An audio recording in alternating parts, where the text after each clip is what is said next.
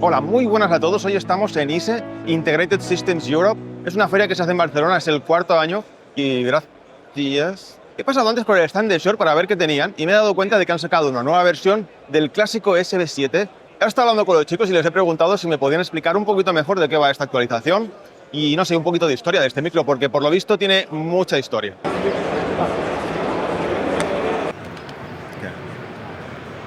Hoy estamos en un set muy especial. Estoy con Jack.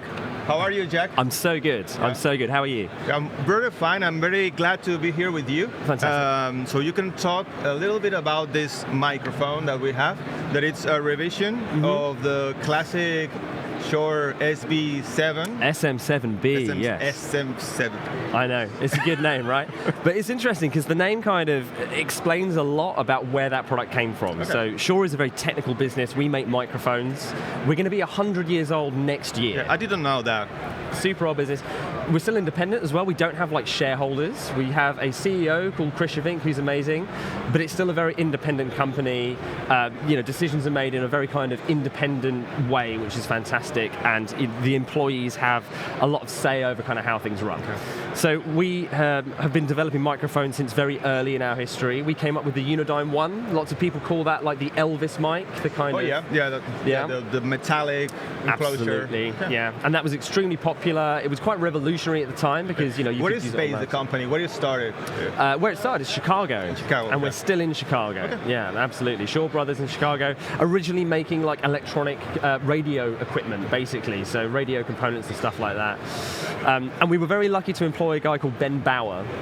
And Ben Bauer sketched out the concept for a dynamic cardioid microphone and how it would work. So up until this point, microphones had generally been like crystal microphones or, ribbons, very noisy, very... If you hear any of the old recordings, like where it's hissy and stuff... Yeah, because I know that... I don't know much about microphones, but I know that ribbon microphones are so delicate and so special that they sound good, but kind of tricky. Absolutely.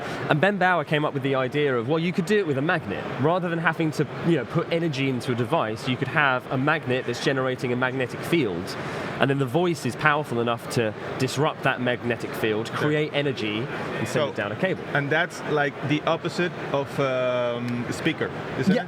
Completely. Because I know that people can use a speaker as a microphone. You can. Yeah, absolutely right. Okay. So Ben Bauer literally sketched. There's a really. It was, I think, like early. It might even have been his first day. And when you develop products, especially back in the day, you were given specific engineering pads with the date on it and the number. Okay. And the reason for that is when you apply for patents, you have to show, like, yes, on this day I sketched it out. We still have it in the archive, and it's literally like, here's how a dynamic microphone could work, here's what the circuit would be, there's a load of maths on it. And then we sat on this for about 10 years and did nothing with it.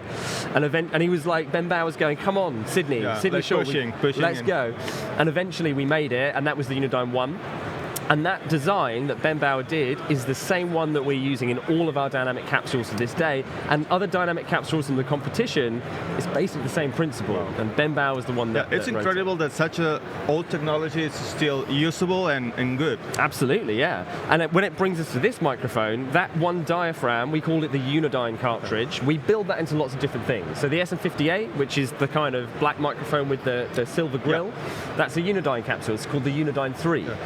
But the capsule is smaller than this one? It's exactly the same. Exactly the same. The difference is the acoustic environment that we build the capsule into and the other circuitry that's going on there. So 58, for example, there's a distance between the capsule and where the top of the grill is, and there's a kind of shock mount system in there as well. That affects the sound. Yeah, because you have to be moving it. Absolutely, but the capsule itself, the thing that's driving it, is exactly the same as in the 57 and in the SM7B. So interesting. If I can talk a little bit about where the SM7B came from, there was a desire in the 1970s and 80s at Shure to try and stop broadcasters using big condenser microphones. We felt that we could add value with dynamic mics and bring something to market. Because till that point, the most common microphone, what was? It would have been, stuff from the competition. There was a lot of German manufacturers that were making... What type of microphone? Condenser. Condensers? Yeah, big broadcast condensers. Huge kind of diaphragms in these things. Very expensive products. And we felt that we could do something with the dynamic that was kind of interesting. So we take that Unidyne capsule, We build it into a different acoustic environment, so obviously the distance from front to back is extremely important, and we put some advanced circuitry in there. There's a humbucking voice coil in it to get rid of the noise and just make it, as clear. You get that condenser microphone clearness, but you get the focus of the dynamic microphone, so it really picks up the thing that you're pointing it at. Yeah, as far as I know, the special thing about this mic, or this model, is that it's very, so it rejects everything that is not in front of it. That's correct. So you can, for example, we're here with many noise and everything, and we will still have a very good sound quality. Absolutely, that's correct. And it's still like a lot of detail, because on 58s and 57s, you lack a little bit of top-end detail compared to a condenser, but this has it in there. And the way that I describe it is, if you've got a nice condenser microphone, it does sound amazing. I mean, we make some beautiful condenser microphones ourselves.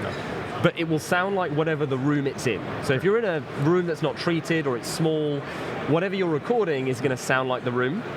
Whereas this will go in any space and sound really, really And good. I think that's why it's so popular, because you can have a non-treated room and still record a very good sound. This is it. But originally it wasn't popular. So when we took this into the broadcasters and we said, hey, here's our new thing, what do you reckon? They all universally said that they hated it and they didn't like it because they wanted to have the microphone far away. SM7B, you really need to get close to it to make it sound good. And therefore it kind of sat in our portfolio for a while and didn't do a huge amount. And then podcasting and streaming comes along, and because of what you've just said, the room not being good, it became an absolute legend immediately within that industry, and within a year and a half, really, sales of the SM7B just went up. Nowadays you can see much everyone is using that microphone. It's absolutely everywhere. There is a disadvantage though. And the problem is, because of the circuitry that's in this microphone, you need to drive it really hard. It needs a lot of preamp gain. Yeah, I know that. So lots of people would buy things like, cloud lifters and FET heads in order to get them going. It's a preamp, yeah, precisely. And we'd also get a lot of customers, have a negative experience buying a 7B and using it with a cheaper audio interface and not getting the best sound out of it, right? Yeah, but I think that this comes from the non-professional user that it's expecting something and it's not getting it. Absolutely. And then you say, well, this microphone is not working properly, but it's that you don't know how to use it right. This is correct. But within this user case, it's a very interesting market, and we want to talk to them. Of course. And we started to think about how we can approach this in a bit more of a Shure manner. People have been asking for an SM7B with the preamp built into it for a very, very long time. And Shure, as I said, it's an independent business. We do take our time with product development to get it right. There's a whole thing within the charter of the business that we won't bring something to market until it's ready. It's got to be bomb-proof. Every product that we make, from the cheap stuff to the really expensive stuff, goes through a comprehensive test to destruction to understand the product before we release it. So this has been in development for quite a long time, even though it's just a 7B with a FET head in the back of it, basically. But now we've released it, we got it out last year. We have the preamp in the back, so you provide it with phantom power, and it gives you that, high, clean gain without the need for an external FET head, and it sounds brilliant. It's a real kind of rounds out the portfolio. And as you were saying, for those users who don't have the knowledge, who are interested, audio is big. You don't want to spend ages learning about it if you're editing videos and coming up with content campaigns. I mean, you know this, right? You don't want to spend ages thinking about, I need the preamp and I need the whatever. Yeah, because when you're rushing of time, and you're doing all by yourself. Yeah, totally. Then you need to be like, well, I cannot spend like half an hour setting a mic because I don't have it. This is it. And that's why it's useful for us. 100%. So this kind of rounds out our portfolio, and it gives you, as that kind of user, something to take and get really good audio. Okay, so cool. Last question I want to make, well, it's not a question, I know that, so this mic, it's not only for podcasters. You can sing, you can record a guitar or something, and in a reasonably good quality. It's a dynamic mic. They sound great on everything. What's really nice about 7B is because the sound profile is so wide, it goes very low to very high, and it's relatively flat. You really can put it on whatever you like and get kind of close to where you need to be. So the SM7B turned 50 years old last year. And one of the projects, we never actually ended up doing it, but we were throwing around a lot of ideas, and we tried a band where a 7B was on everything. Everything, yeah. Kick, snare, toms, Well, that's a vocals, cool idea, guitars, bass, and it worked really, really, really well. For various reasons, we ended up not releasing the content, but as a project to kind of work on, it was really, We would like really to cool. see that. I know, right? Yeah. Well, I might do it myself. Okay. I'll do it again, but it sounds great. Okay. It's really And I know that several artists like Red Hot Chili Peppers and that recorded some songs with that mic. Yeah, absolutely. I mean, Stevie Wonder, Michael Jackson, isn't Michael it? Jackson. As a studio mic, it's fantastic because it has all those advantages that the condenser doesn't have.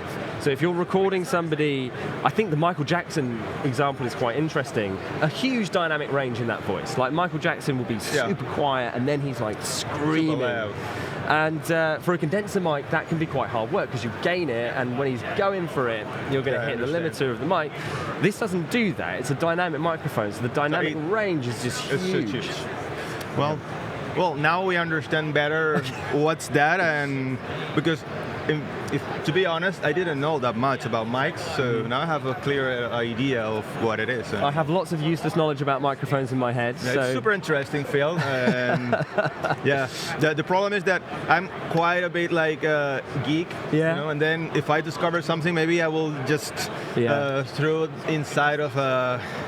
I don't know if I want to do that with mics, but... Well, as a parting thought, Shure's 100 years old next year. We are lucky enough to have a historian. We have a guy who works for us called Michael Peterson, and he is the Shure historian, and his job is to find all the products that we've made over the years and put them in an archive, and he's also trawling through all the paperwork, everything, to find the bits and tell stories about it. So if you go on Google or YouTube or whatever, type in Shure Michael Peterson, you'll see some of his talks and his information. He's super engaging, really cool guy, and if you want to keep going down the rabbit hole of microphones, it's a good place to start. Well, that's interesting. Well, awesome. So, very thank you. No, it's not that correct. Thank you very much. It's day 3 of this show. We are knackered, right? Yeah, that's true. I mean, we've been 3 days here, whole day, and everyone is tired. So. Oh man. Okay. Thank you very much. My absolute pleasure. Thank you. Well, see you around. See you next time. Y esta no estaba grabando, claro.